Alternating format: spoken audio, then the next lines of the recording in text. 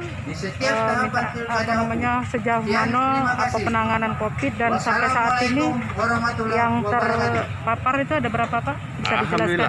Jadi terkait dengan situasi COVID untuk Kabupaten Ogan Komering Ulu pada saat ini yang jumlah keseluruhan 74 ini dengan perincian meninggal 7, terus yang sembuh itu ada 50 ditambah hari ini 52 dan yang masih dalam proses itu 15.